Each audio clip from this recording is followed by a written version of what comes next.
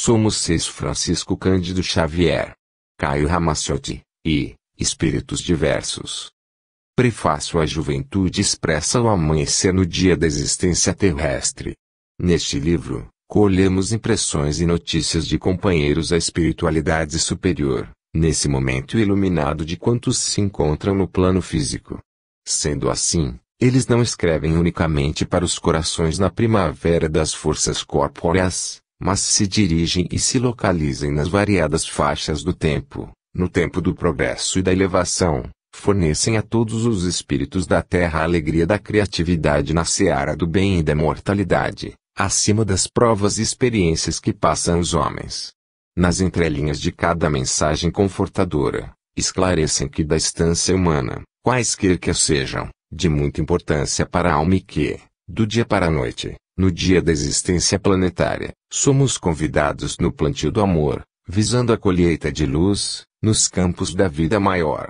As palavras desses construtores de renovação nos auxiliam na insegurança, nas falanges do bem e da paz e da alegria, de que os autores deste volume são mesmos operosos e felizes, são os nossos votos. Emanuel, Uberaba, 1º de julho de 1976. A volta dos jovens. Os jovens estão de volta. Após o lançamento de Jovens no Além, em outubro de 1975, ressurgem os rapazes, como que varando extensa cortina de cinzas, com novas mensagens. E vêm acompanhados de outros 2 autores que trazem o seu testemunho, de certa forma semelhante, pois ambos faleceram no incêndio do edifício Joelma, em São Paulo. Voltam bem à vontade, sem rodeios, pois a limpidez da transmissão mediúnica lhes permite a expressão natural, com suas palavras próprias, muitas vezes calcadas em gíria gostosa e clara, abordando com os jovens da Terra importantes problemas. Nas páginas deste livro, você, prezado leitor, terá a oportunidade de observar repetidas referências a jovens do além face à necessidade de esclarecermos fatos ou citações já mencionados naquela obra. Ao anotarmos o nosso agradecimento a muitos companheiros, particularizamos nossa gratidão ao querido amigo Francisco Cândido Xavier, a quem tudo devemos, na estruturação do trabalho, aos pais e familiares dos jovens, pela simpatia com que forneceram os fundamentais elementos de identificação e ao amigo e companheiro espírita, José da Fonseca, de quem obtivemos ilimitadas informações a respeito do incêndio do Joelma. Desejamos que as surpreendentes revelações sobre a influência do Espírito, que com tanta clareza nos trazem, representem para todos nós oportunidade de meditação sobre a vida além da morte. Aos amigos, que carregam a dor da separação dos filhos queridos, esperamos que estas páginas signifiquem facilidade de reencontro das mais caras afeições, notoriamente separadas de seu convívio pela morte. Caio Ramaciotti, São Bernardo do Campo, 1 graus de julho de 1976. Volquimar Carvalho dos Santos. Guaratinguetá, 1 graus de julho de 1952. São Paulo, 1 graus de fevereiro de 1974. Filha de Geraldo Avelino dos Santos e Walquiria Carvalho dos Santos. Irmãos, Vonelita dos Santos Fogel, casada com Wilson Fogel, residentes em Araras SP, Vonéa dos Santos Augusto, casada com Josué Augusto, residentes em São Paulo, capital, Álvaro Avelino Carvalho dos Santos. O incêndio do Joelma.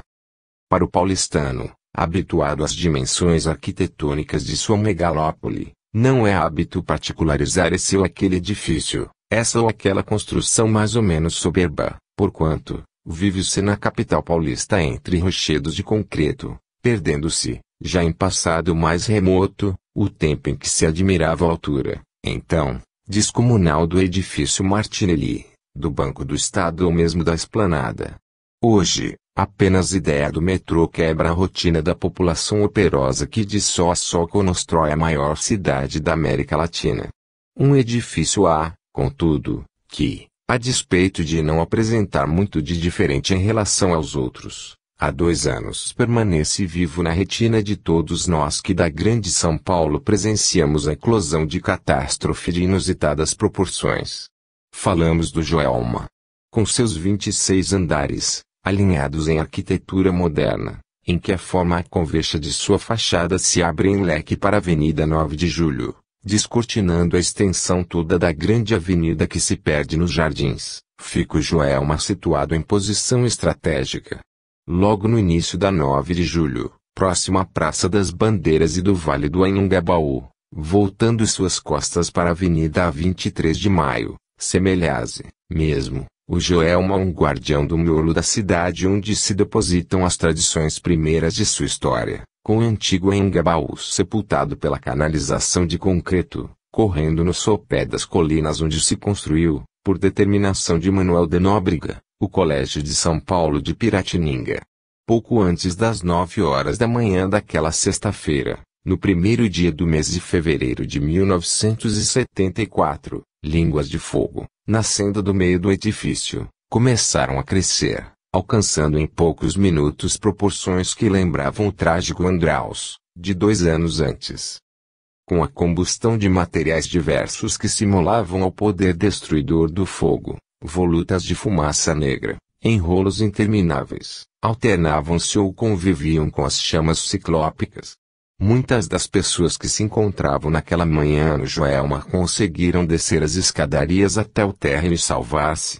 Mas muitas, também, não tiveram o mesmo destino. À medida em que o fogo queimava, chamas e fumaça subiam pelo vão das escadas, impedindo de qualquer modo a descida de quem se encontrava nos andares superiores. Elevadores lotados se perdiam na ausência de eletricidade, transformando-se em fornos crematórios a carbonizar os infelizes passageiros que acreditaram na possibilidade de atingir o térreo, através daquelas gaiolas de aço. Sem possibilidades de descer, muitos subiram até o topo do edifício, na ideia de que se repetiria o mesmo processo de salvamento do Andraus em que dezenas de pessoas foram salvas pelos helicópteros. Não sabiam, e não adiantava saber, que o Joelma não tinha heliporto. Na cobertura, os muitos que lá chegaram, começaram a correr, como um bando desorientado, fugindo para cá e para lá das lâminas de chamas aterradoras e dos rolos de fumaça que a todos intoxicava. O oxigênio, rarefeito pela combustão, atraído pelo sorvedouro do fogo, como que acabava, toda vez que as chamas mais ousadas varriam os cimos do Joelma, retornando escassamente quando as chamas recuavam, para com parcimônia ser sorvido a longos alços pela multidão em desespero. No interior do prédio o panorama não era mais alentador, posto que a fumaça penetrava onde não chegava o fogo, asfixiando a muitos. As laterais do edifício foram as mais poupadas, ali concentrando-se a maior parte das pessoas que foram recolhidas com vida. No desespero de salvar-se, na confusão generalizada corpos eram pisados ou, quais tochas vivas, impiedosamente carbonizados, alguns não poucos, no paroxismo da dor e do desespero, pularam para estatelar-se perto do povo que assustado, acompanhava a tragédia, entre atônito e inerme. O heroísmo estava presente, mais uma vez páginas de coragem indômita foram escritas, a generosidade irmanou muitos naquelas poucas horas e espíritos valorosos deixaram seus corpos para alçar voos maiores. Já sem os helicópteros que os não puderam salvar, mas, com o apoio, talvez, de aparelhos outros, invisíveis para nós, que levavam as vítimas fatais para regiões diferentes. Entre esses passageiros, em viagem compulsória para um novo destino, estavam 2 dos autores deste livro. Wilson Elian Garcia e Volquimar Carvalho dos Santos. Quem é Volquimar? Embora o irmão Álvaro a tenha reconhecido no Instituto Médico Legal, ocultou o fato à progenitora. O dia havia sido exaustivo, apenas aquela hora, perto das 6 da tarde é que a longa busca chegava ao fim. Desde os primeiros momentos do incêndio, Álvaro esgotara todas as possibilidades de encontrar Volquimar.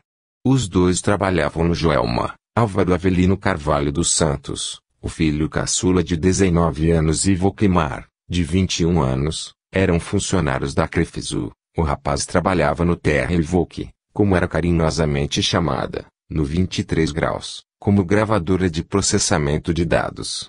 Tão logo deflagrado o incêndio, Álvaro ficou aguardando a cada chegada de colegas dos andares de cima, a presença da irmã.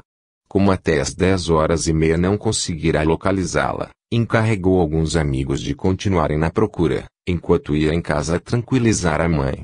Deuaquíria se encontrava no pronto-socorro infantil Santa Generosa, acompanhando a filha de uma vizinha que lá estava internada. Até perto das 11h daquela manhã, de nada sabia. Foi informada do incêndio por uma serviçal que, procedendo aos cuidados rotineiros de limpeza no quarto da criança, comentou que um prédio na cidade pegava fogo. Curiosa, Deuaquíria desceu para maiores informações na secretaria do pronto-socorro e soube tratar-se do Joelma. Enquanto tentava inutilmente ligação telefônica para os filhos, o Álvaro chega, coloca a mãezinha a par da situação e volta até o Joelma para localizar a irmã. As buscas exaustivas em volta do prédio, nas outras agências da organização CREFISU, mais próximas, onde se elaboravam listas das pessoas que conseguiam salvar-se, foram infrutíferas. Voltou para casa, e com Deuaquíria e o auxílio de um amigo motorizado partiram à tarde para novas tentativas de localização de Volquimar, tentativas que os levaram, por fim, ao Instituto Médico Legal. Deixando a mãezinha no carro, Álvaro entrou com o amigo no instituto e, ao encontrar o corpo da irmã, julgou prudente ocultar o fato ao coração materno, até que chegassem a um pronto-socorro cardiológico, onde, junto de um médico, daria a notícia. Deuaquíria poderia não resistir ao impacto. Entrando no carro, disse a ela que a Volk não estava no instituto e, em piedosa desculpa, falou que iriam a um hospital próximo, onde talvez a jovem estivesse, mas... Aqui começam as participações do além que não permitiram a Deuaquíria manter ilusões a respeito do destino da filha. Assim que o Álvaro deu desculpa e o carro já rolava pelo asfalto da Teodoro Sampaio, bem em frente ao vetusto edifício do Instituto Oscar Freire, Volquimar apareceu em espírito para a mãe.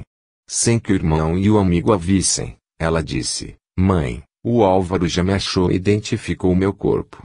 "Álvaro, meu filho?" perguntou. "Então, Deuaquíria, você já localizou sua irmã, não é verdade?" Sem dizer como estava recebendo a informação.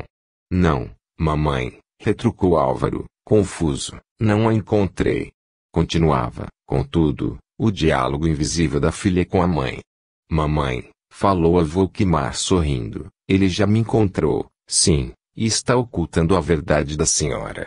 Deuaquíria tocou os ombros do filho, no banco da frente do carro e repetiu: "Álvaro, fale-me a verdade, a Volk está no Instituto Médico Legal, não é mesmo?" Já que o filho continuava ocultando a realidade, Deuaquíria silenciou e teve apenas confirmado a certeza do falecimento da filha em um pronto-socorro, onde, de imediato lhe foram ministradas poções calmantes. O episódio que envolve o aparecimento da filha, pós-mortem, a sensibilidade da genitora, na tarde do mesmo dia do incêndio, foi confirmado por Volquimar em sua primeira mensagem psicografada pelo Chico, como veremos mais adiante. Fato consumado, voltaram para casa e 1h chegava o corpo de Volquimar já liberado. Na manhã seguinte foi sepultada no cemitério Nova Cachoeirinha.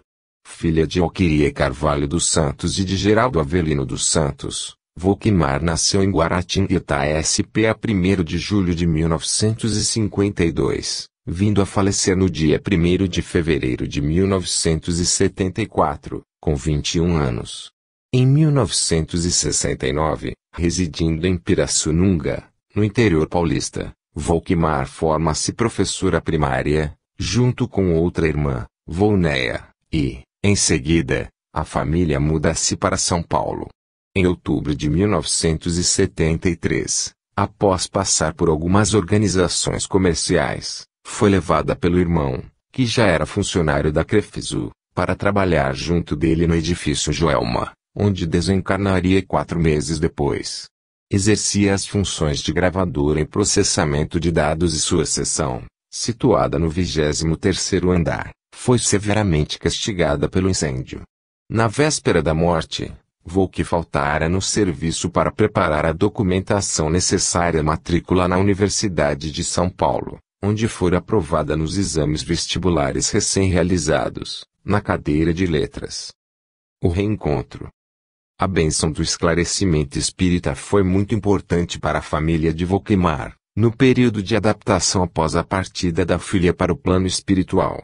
A dor, contudo, não deixava o coração saudoso de Deuaquíria, que, a despeito de convicta da sobrevivência da filha, tendo-a visto, inclusive, em espírito na tarde de seu falecimento, como vimos anteriormente, não se acostumava com a ausência daquele anjo meigo, companheira de tantos sofrimentos e lutas, amiga inseparável. Mas a vida nos empurra invariavelmente para frente, com a renovação dos valores a nos cobrar a readaptação às circunstâncias, por mais adversas que sejam. E Deuaquíria sabia que não poderia fugir ao imperativo da renovação. Conhecia Francisco Cândido Xavier das apresentações do Pingo a Fogo do Canal 4 de São Paulo, as célebres participações de julho e dezembro de 1971, em que Chico ampliou consideravelmente a legião de seus admiradores, sobretudo entre os não-espíritas que naquelas memoráveis horas de magnetização total, através do vídeo, puderam avaliar a sua majestática dimensão de discípulo de Jesus.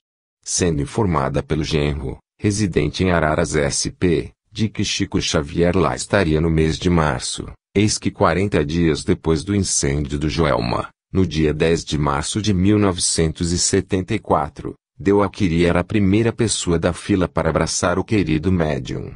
Tão logo pôde cumprimentá-lo, disse-lhe que perdera a filha no incêndio do Joelma, sem mais informações, tendo Chico solicitado que esperasse até o fim da reunião, o que ocorreu madrugada adentro, dada a multidão que aguardava a oportunidade do abraço a Chico Xavier. Às despedidas, Chico falou-lhe da filha, identificando-a por Volquemar, sem nunca ter tido qualquer informação a respeito da jovem. Aliás, Volquemar é nome pouco comum e, convenhamos, nada fácil de ser sacado. 2 meses depois, em maio de 1974, Deuaquíria se encontrava em Uberaba e, em meio a uma conversa informal, Chico contou-lhe que o espírito da Volquemar estava dizendo a ele que deixara em casa algo que permitiria a comunicação mediúnica entre ela e a mãezinha. Deuaquíria negou a existência de qualquer coisa que a filha tivesse deixado e que pudesse servir de intercâmbio com o plano espiritual. Como Chico Xavier insistisse, lembrando que a Volquemar confirmava a existência de uma cartolina com letras e números, com as palavras sim, não e adeus e com um pequeno cartão móvel acoplado, o filho Álvaro lembrou-se de que realmente a Volque havia feito um cartão semelhante. Voltando a São Paulo, identificaram a cartolina guardada entre as coisas da filha. Esse meio incipiente de comunicação com os mortos passou a ser utilizado com frequência por Deuaquíria. A cartolina citada nas mensagens de Volquemar, como veremos mais adiante, ressalte-se nesse episódio a autenticidade da intervenção mediúnica de Chico Xavier, que de nada sabia. Aliás, nem os familiares da jovem se lembravam de que a filha deixara semelhante cartão em casa. A comunicação com os espíritos pelo mecanismo do abecedário conhecida, com as restrições devidas à incipiência do método e inconveniência, no mais das vezes, de estabelecermos comunicação com além, a nossa própria vontade, com o risco de perturbações decorrentes do intercâmbio, sem o adequado preparo espiritual de nossa parte. Consiste na disposição sobre um pedaço de cartolina, ou cartão grosso, das letras do alfabeto, dos algarismos arábicos, e de palavras simples, mas de utilidade no diálogo mais rápido, como sim e não. Um copo ou, como no caso, uma pequena peça de cartolina cortada ao meio, é que vai designando, durante a reunião, as letras e números que o espírito comunicante determina. Uma pessoa as anota, formando, assim, as frases desejadas. É necessária a presença de um médium de efeitos físicos, pois o copo ou pequeno cartão cortado ao centro se move espontaneamente, a leve aproximação dos dedos do médium. Pessoalmente já presenciamos semelhantes sessões em que o copo utilizado para identificar as letras desejadas circulava com tamanha velocidade que chegava a cair, sem que os dedos do médium estivessem nele tocando. Trata-se de um fenômeno de efeitos físicos, com a utilização do ectoplasma do médium para ação psicocinética sobre o copo ou o cartão. Não se recomenda, no geral, a realização desse tipo de reunião mediúnica. Apenas nos ocupamos de sua descrição para ilustração de fatos ocorridos com a família da Volkmar. Desse episódio da cartolina e do ABC destaca-se realmente a impressionante intervenção de Chico Xavier que, desconhecendo tudo, transmitiu o recado da filha progenitora. Após essa visita de maio, Deuaquiri voltou a Uberaba em julho de 1974, 2 meses depois, recebendo a primeira mensagem psicográfica da filha. O segundo surgiu 1 ano mais tarde. Mãezinha, estou bem. Querida mãezinha, meu querido Álvaro. Primeiro a bênção que peço a Deus em nosso auxílio e a bênção que rogo à querida mamãe para que as forças não faltem, agora que tomo o lápis com auxílio de meu avô para escrever. Não sei explicar a emoção que me controla todos os pensamentos. É como se voltasse todo o quadro de meses antes à memória. Tudo me sensibiliza em excesso, tudo me faz recuar para rever o que devo contemplar em mim própria com serenidade. E parece um sonho, mamãe, estarmos juntas, através das letras no entendimento desejado. Não mais o cartão do alfabeto em que os movimentos vagarosos demais nos impedem a ideia de correr como desejamos. Aqui, é alma para alma nas palavras que anseio impregnar de amor sem conseguir. Peço-lhe não chorem mais o que ficou para trás no tempo, por expressão das leis divinas em forma de sofrimento. Embora isto, sei que a senhora e os nossos pedem notícias. Como foi inesperado. Muito difícil a revisão. Tudo aconteceu de repente, como se devêssemos todos naquela manhã obedecer, de um modo só, a ordem que vinha do mais alto, a fim de que a gente trocasse de vida e corpo. Quando recebi o impacto da notícia do fogo, o tumulto fora da sala não era pequeno. O propósito de fazer com que o trabalho rendesse, habitualmente, nos isolava dos ruídos exteriores. E o tempo de preservação possível havia passado. Atendi automaticamente ao impulso que nascia nos outros companheiros, descer à pressa. E fizemos isso. Elevadores não mais podiam aguardar-nos. A força elétrica sofrera queda compreensível. Esforcei-me por atingir algum meio para a descida, mas isso se fazia impraticável. Com alguns poucos que me podiam ouvir, subimos apressadamente para os cimos do prédio. A esperança nos helicópteros estava em nossa cabeça, mas era muito difícil abraçar tantos para o regresso à rua com recursos tão poucos. Entendi tudo e orei. Orei como nunca, lembrando toda a vida num momento só, porque os minutos de expectativa eram para nós um prolongado instante de expectativa sempre menor. Tudo atravessei com a prece no coração. E posso dizer a você, mãezinha querida, que um brando torpor me invadiu, pouco a pouco. O calor era demasiado para que fosse sentido por nós, especialmente por mim com minudências de registro.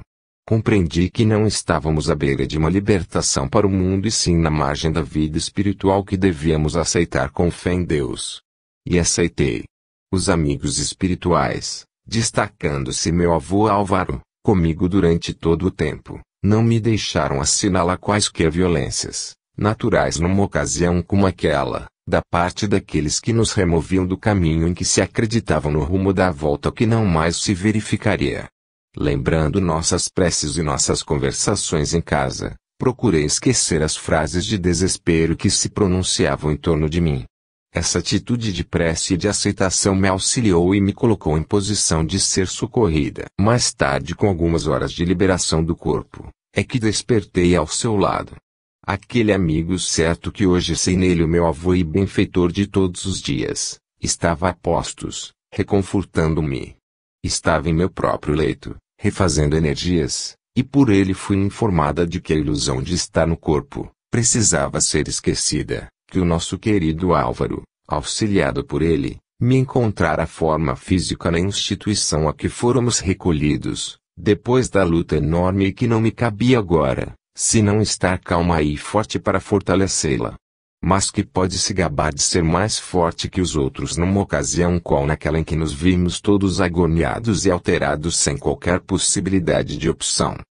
Chorei muito, mas Deus não nos abandona. Por alguns poucos dias estive quase que constantemente ao seu lado, até dar-lhe a certeza de que devíamos estar em paz. Meu avô e outros amigos me ajudaram e prossigo na recuperação necessária. Os irmãos hospitalizados, os que se refazem dos choques, os que se reconhecem desfigurados por falta de preparação íntima na reconstituição da própria forma e os que se acusam doentes, são ainda muitos. De minha parte, estou melhorando. Agradeço as suas preces e as orações de Volnea e de Volnelita, do Álvaro e dos nossos todos, sem esquecer a nossa querida Célia e outras amigas. Todos os pensamentos de paz que me enviam são preciosos agentes de auxílio em meu favor. Quanto posso, querida mamãe, e auxiliada por enquanto e sempre por amigos queridos daqui, volto ao nosso ambiente familiar. Nossas irmãs e os cunhados José e Wilson sempre amigos, nosso Álvaro, nossos queridos Flávio e Cristiniano, com a sua imagem materna em meu coração, prosseguem comigo, como não podia deixar de ser.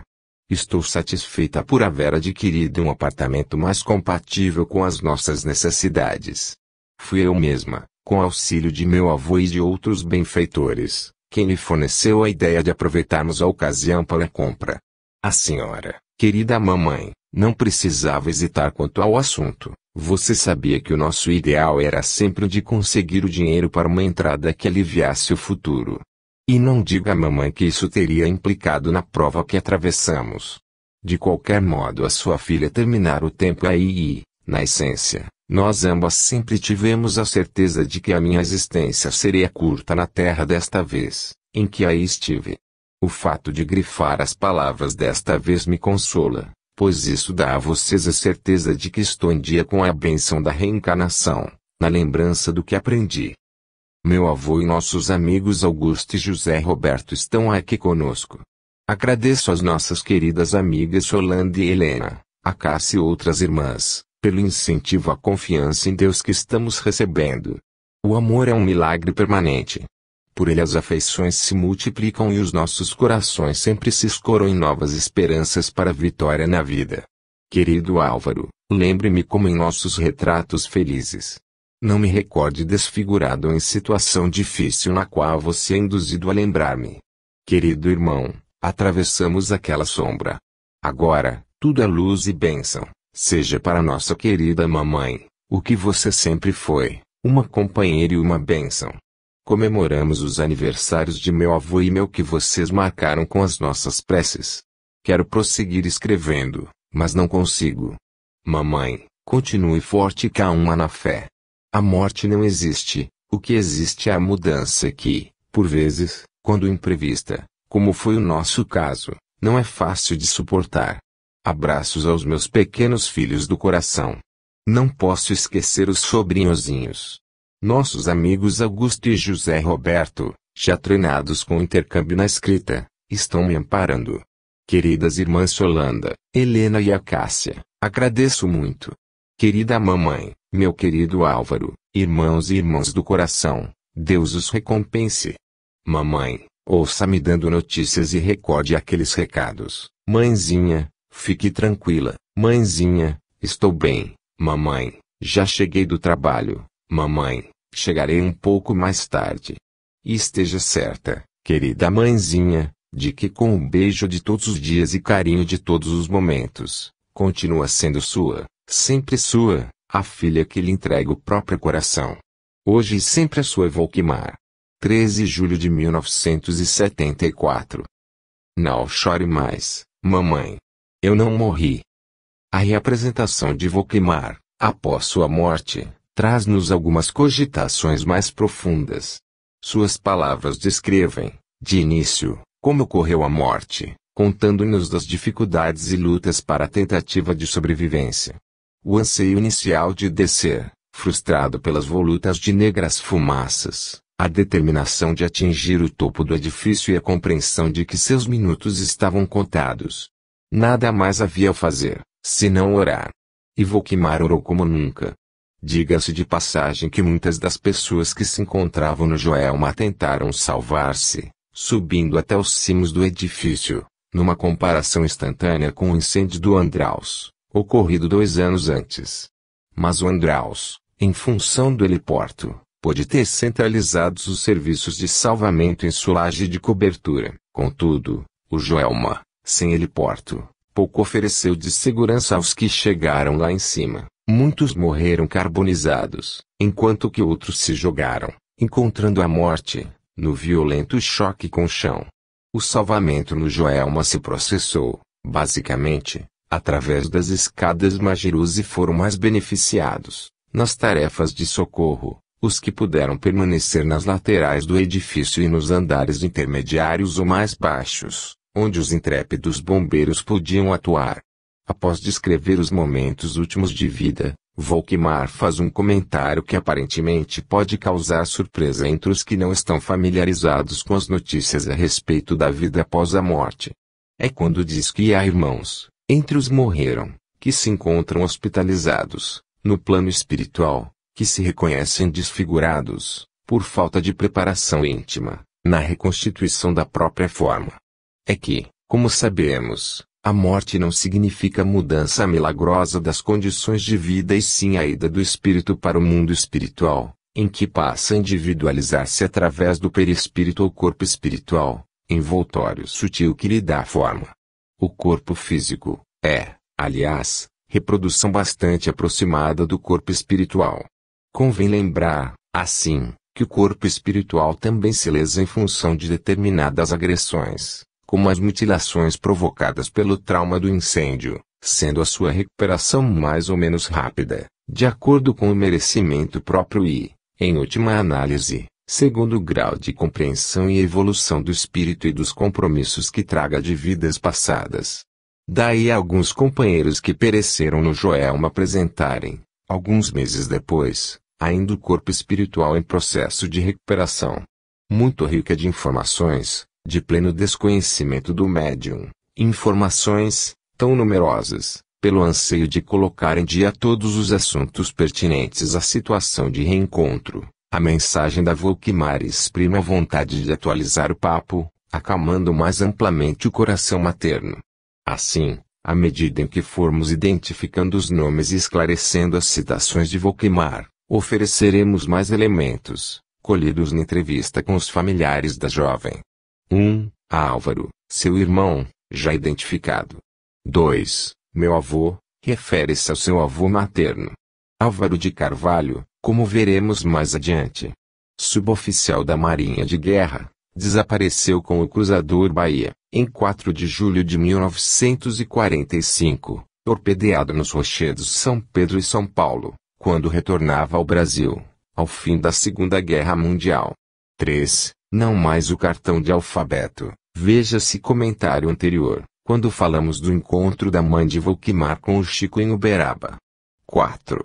Mais tarde, com algumas horas de liberação do corpo, é que despertei ao seu lado, como também já comentamos na biografia de Volkmar, é a confirmação de que a mãe realmente havia um espírito, próximo ao Instituto Médico Legal, de São Paulo.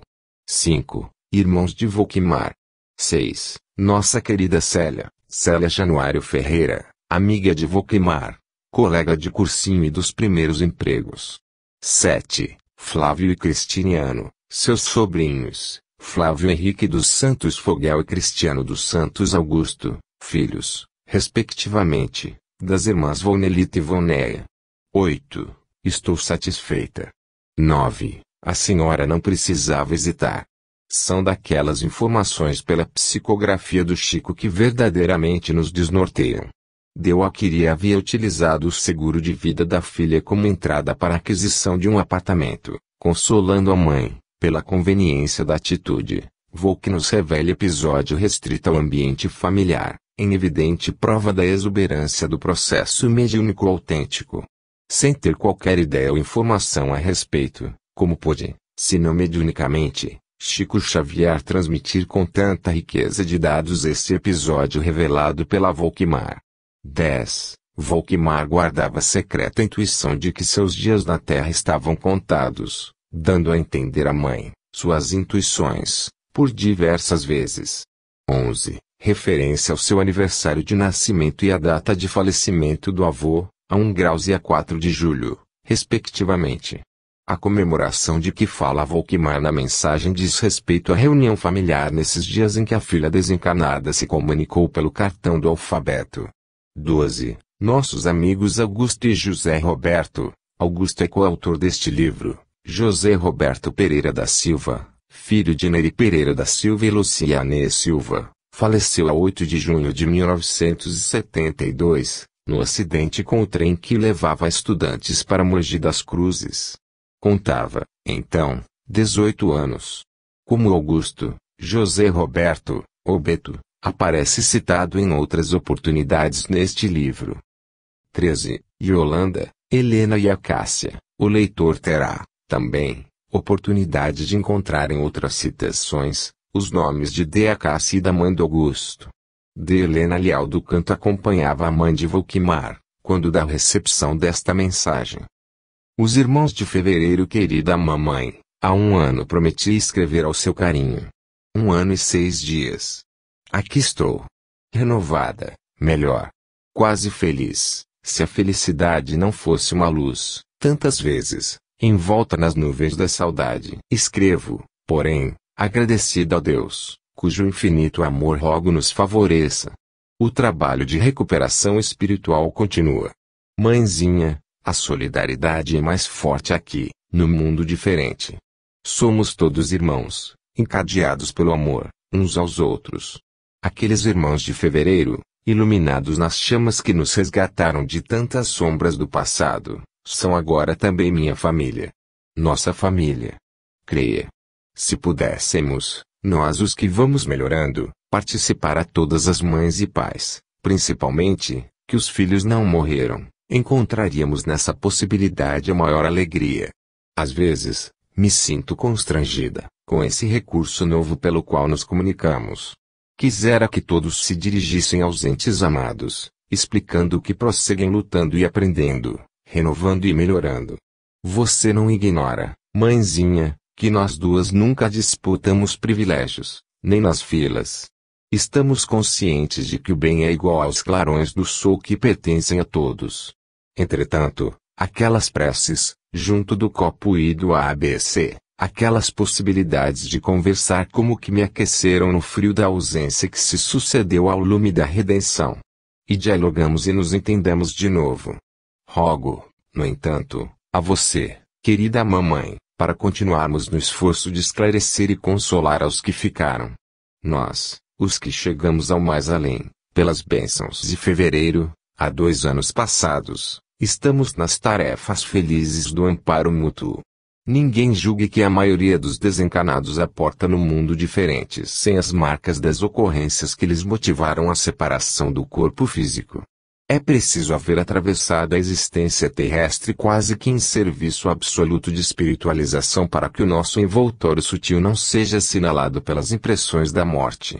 Aqui, surpreendemos companheiros muitos que passam ainda por minucioso tratamento de plástica regenerativa, enquanto que muitos outros recolhem assistência para reparações últimas de pontos orgânicos lesados. A morte do corpo é somente mudança de plano, sem mudança de nós mesmos.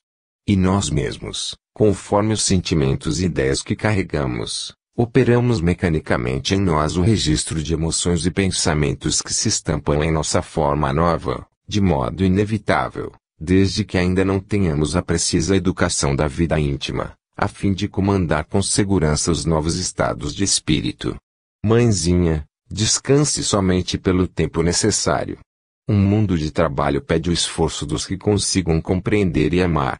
Tudo o que se nos faça possível, realizemos em benefício dos que jazem desanimados, aflitos, desorientados, caídos. A Terra é uma escola imensa, em que todos somos matriculados para as lições do amor que, na essência, é a herança de Deus para nós todos.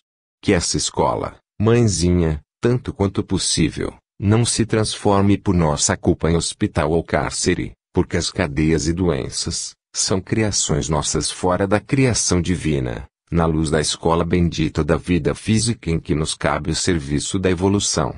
É necessário abrir caminhos de luz nas sombras, acender a esperança onde tantos cultivam tristeza e desalento, sem qualquer razão de ser.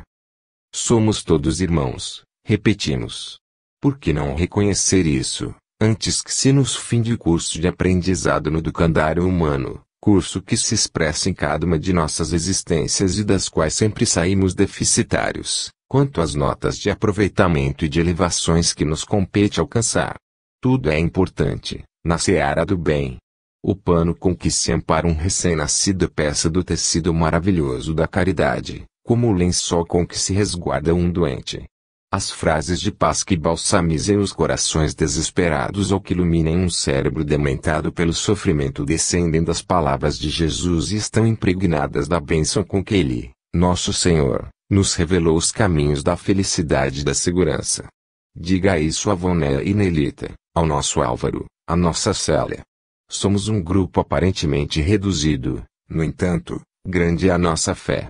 Nossos companheiros José e Wilson, nossos queridos Cristiano e Flavinho são partes iluminadas de nossa equipe. E daqui onde o filho fala ao seu coração, vencendo barreiras vibratórias, somos igualmente um grupo de corações fraternos, operando e cooperando no esforço de bem fazer aos outros, porque auxiliar em benefício de alguém será sempre beneficiar a nós próprios. Confirmo, nossos amigos Augusto, Carlos Alberto, Nascer, Cristiniano, José Roberto, Maria Teresa Franchini e tantos outros estão conosco. Nossas irmãs Meimei e Sheila são professoras a quem profundamente amamos. E de nossos parques de refazimento e de nossos campos de trabalho, elevam-se-nos as orações rogando a Deus para que nossas lágrimas na terra sejam estancadas. Nossos irmãos Drauzio, Diógenes e Carlos acompanham a nossa irmã Zilda Rosim que vem colaborando na plantação da luz espiritual com o amparo dos filhos queridos, nossa irmã Nelly, que nos auxiliou muito e nos trouxe a mãezinha até aqui, agradece a Jesus as bênçãos que recebeu nas provas semelhantes às nossas. Amigos outros, como seja o nosso irmão Aldo, ligado aos queridos amigos Neus e Gontran, pede a mãezinha para reconfortar-se na certeza de que ele está sempre e cada vez mais vivo. Nossa irmã Hilda abençoa os caros amigos Paulino e Julinha, nosso irmão Maurício, que eu não conhecia até agora. Beijo o coração querido de mãe que por ele tem rogado as bênçãos de Deus. Quantos amigos e companheiros aqui se encontram, na devolução do carinho e das lembranças afetuosas que recebem, sua filha não saberia dizer. Mãezinha outros surgem, nosso irmão Osídio abraça a mãezinha e as almas queridas a que se sente ligado e pede a nossa irmã Leila continue com ele, abençoando e amando os lares ainda desfavorecidos de maiores recursos para que o calor do afeto em Jesus seja sol divino no caminho daqueles que faceiam lutas e provações maiores do que as nossas. Nossa irmã Assunta registra o seu amor e devotamento de mãe em nossas singelas palavras. Mamãe, se posso dizer mais, reafirmo, só no câmbio do bem conseguimos a moeda da felicidade e da paz, garantindo-nos o trânsito seguro e tranquilo de uma vida para outra. Trabalhar servindo e servindo o quanto nos seja possível, a todos abençoando em nome de Deus, porque todos somos de Deus. Estou reconfortada por haver transmitido esta carta que é sua, mãezinha, e de nós entrelaçarmos nas notícias do Reino da Paz. Receba com as irmãs queridas, Néa e Nelita, com o nosso querido Álvaro e com todos os que amamos, o abraço com muitos beijos de sua filha e sua companheira que pede a Jesus para ser o seu reconforto e a esperança, o seu carinho e o seu amor. Volquemar, 19 de julho de 1975. Encontros Sem Fronteiras retorna a Volquemar, um ano após a primeira mensagem e um ano e meio depois do incêndio do Joelma. Situação diferente, tanto no plano espiritual, quanto aqui na Terra.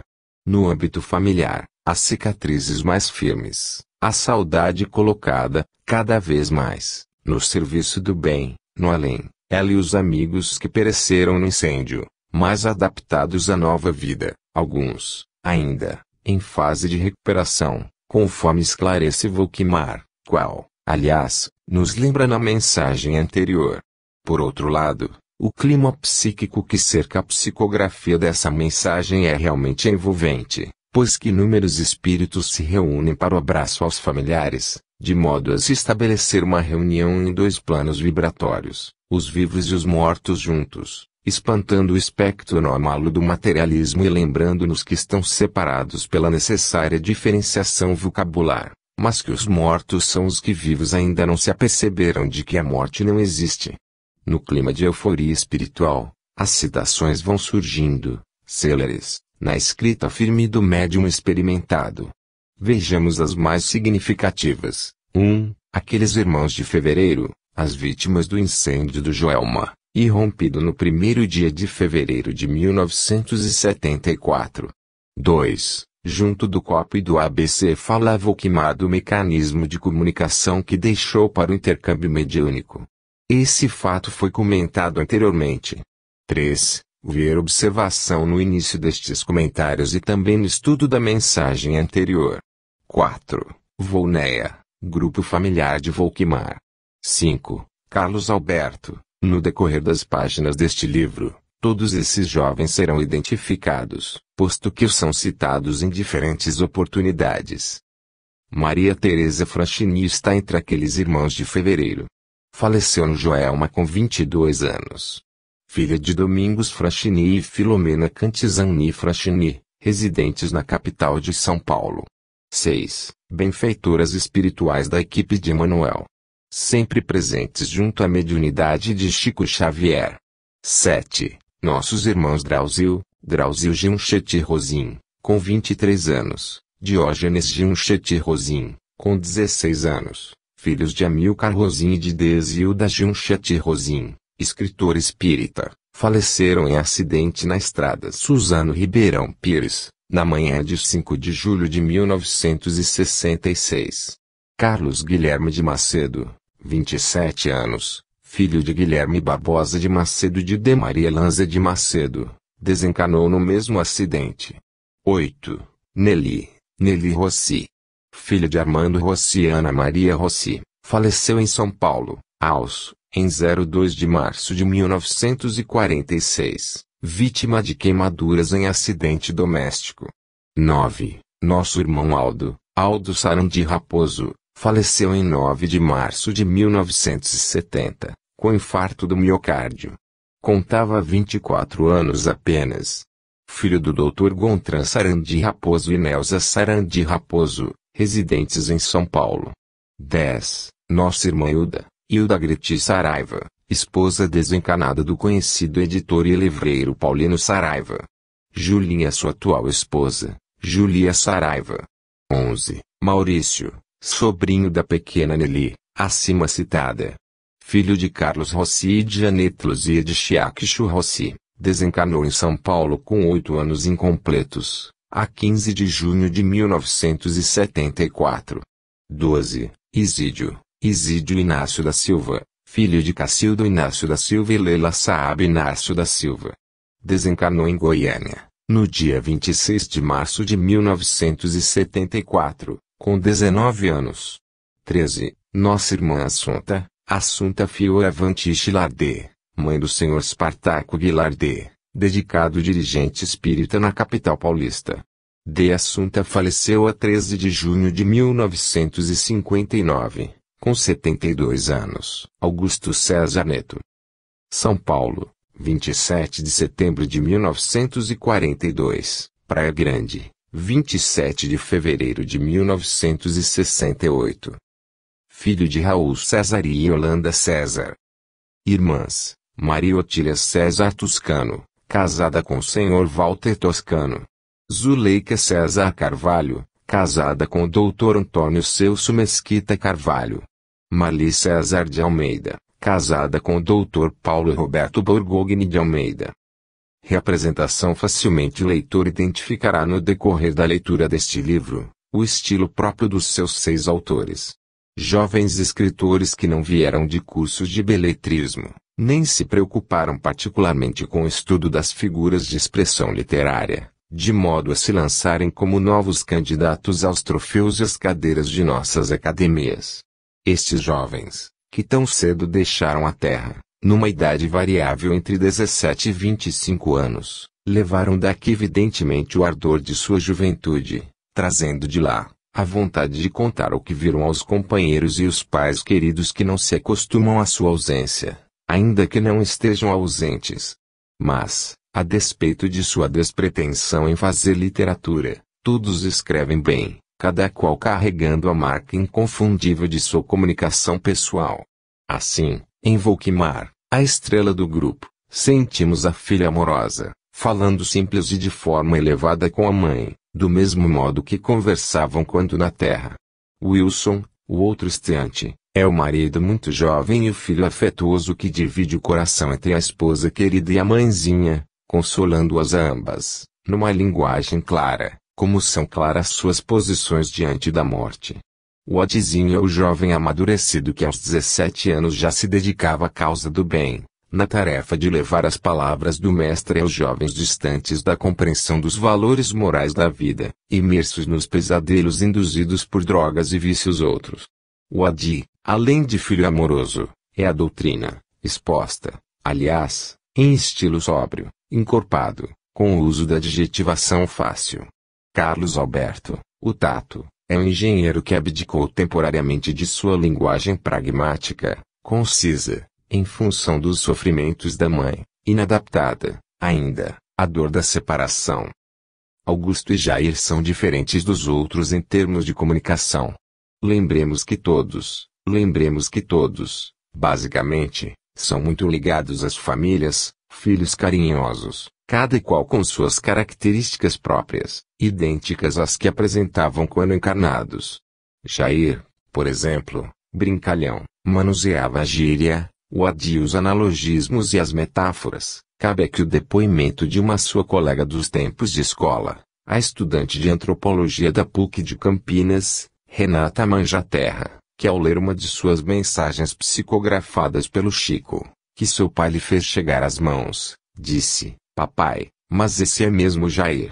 De fato, em suas mensagens, reconhece-se o Jair em qualquer circunstância. São as frases curtas, entrecortadas, carregadas de pontos e de vírgulas, como se Jair não estivesse escrevendo e sim falando.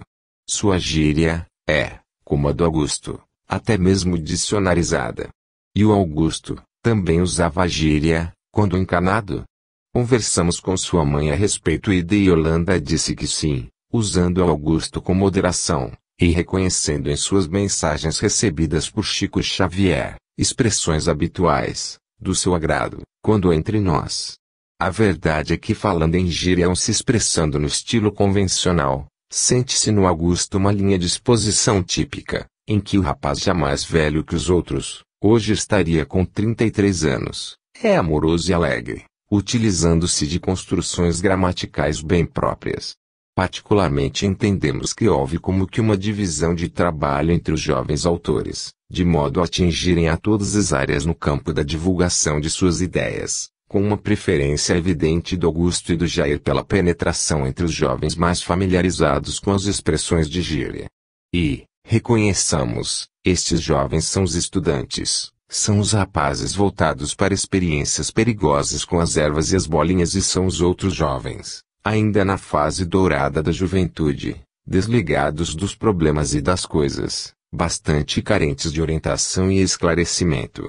É inquestionável a penetração dessa técnica que Jair e Augusto trouxeram do além e que é a técnica também dos jovens daqui, a conversa franca, descontraída, em que as palavras, ou as palas como dizem, surgem ao sabor do próprio diálogo ou do papo informal. Tempo de paz. Mamãe, aquele abraço pedindo para nós a bênção de Deus. A felicidade destas horas de paz e amor aos nossos irmãos em humanidade é um tranquilizante ideal. Digo assim porque as lutas andam oriçadas. Tomar providências de cá, receber medidas novas de lá. E o negócio é isso aí, trabalho de renovação, caçada de grilos para consertar a máquina.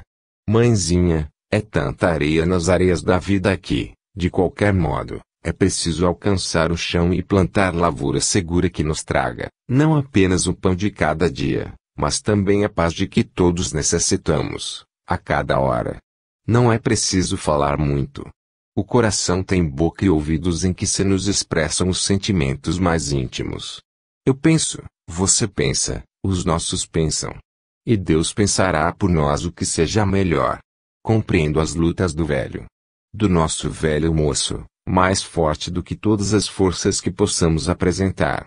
Nosso caro Walter e ele acharão o caminho justo. De nosso lado, querida mãezinha, construamos a paz e união. De qualquer maneira, netos são filhos e genros filhos são. Nora, em nosso caso, já era mesmo, porque de filho casado vocês se livraram em tempo de calma. Nada de desarmonia, porque espinheiro na estrada de hoje rende espinhos e muitos na estrada de amanhã. Jogar as cascas pra lá, é o nosso programa do momento. E continuemos aguardando o tempo bom para que a tempestade fique onde está, amenizada por nossas preces. Creia. Seu filho agora entende um pouco de confiança em Deus. Já não me vejo tão mocorongo, a ponto de esquecer que estamos nas mãos de Deus. Mamãe, você igualmente hoje sabe comigo a importância da tranquilidade geral. Quando nossa Maria Otília esperava por alguém, tempos atrás, os conflitos surgiram fortes. Presentemente, quando a vemos de novo em grandes esperanças para o futuro, como que as lutas voltaram. Não quero dizer lutas destrutivas, mas lutas lições ou lutas bênçãos. No fundo disso tudo, reconheço a nossa oportunidade de harmonizar e reconstruir. Peço aquele sorriso seu, sempre nosso, tão nosso, e não nos deixemos vencer por tarefas que constituem ocasiões preciosas de serviço na construção da paz e do amor. Continuemos em nossas atividades da hora que passa, amparando os outros, quanto nos seja possível, para que sejamos amparados. Uma fonte tange outra. E as fontes reunidas fazem o grande rio, transformado em força de progresso. Não temos outro modo de seguir adiante, com a segurança precisa. Apoiar os outros é receber apoio maior. Mão que se abre para ajudar é aquela que pode realmente receber. Quanto possível, resguardemos o amor que nos reúne a todos, uns aos outros em casa, e assim nos veremos tranquilos, com quanto às mudanças. Renatão amigo, tempo de servir é qualquer tempo e lugar de ajudar em nome de Deus é qualquer um. Há quem ensine o caminho para o céu, acomodando-se numa poltrona revestida de ouro e há quem faça indicações valiosas, nesse mesmo rumo, escorando-se num cajado de mendigo. O negócio é não se plantar a pessoa em conversa mole, mas sim arrancar-se, cada um de si mesmo, e trabalhar pelo bem dos outros. Arregaçar a mangas e chorar pelos poros, quanto seja necessário, embora muito trabalhador de valia tenha de chorar pela cabeça, esquentando a sede do pensamento com aflição e vigilância pela tranquilidade do próximo. Não se deixe catar pelos fazedores de cras. Trabalhar sim e muito. Quanto às alterações do modo de crer, isso virá com o tempo, desde que o tempo esteja vivo na ação a que nos referimos.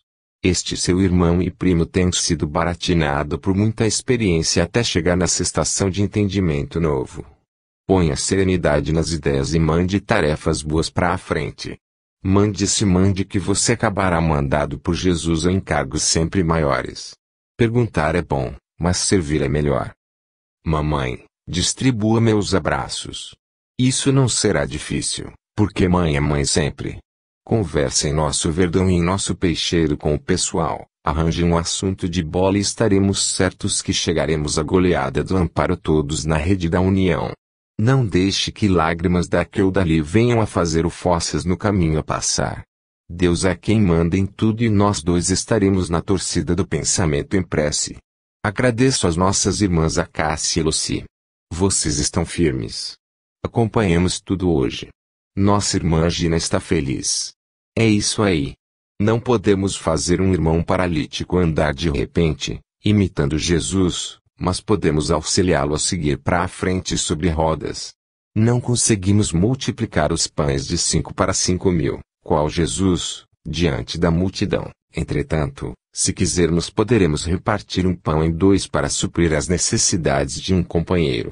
Mas isso, vocês todos fazem e sabem muito melhor do que nós, os primos pobres deste lado de cá. Andamos com vocês e aprendemos.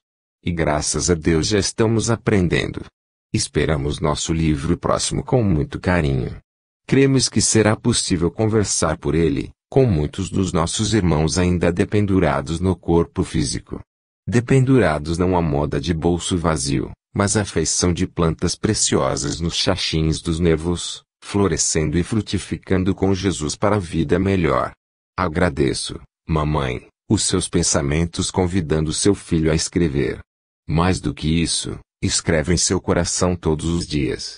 Todos os dias conversamos e, a todo instante, o nosso amor é mensagem pelo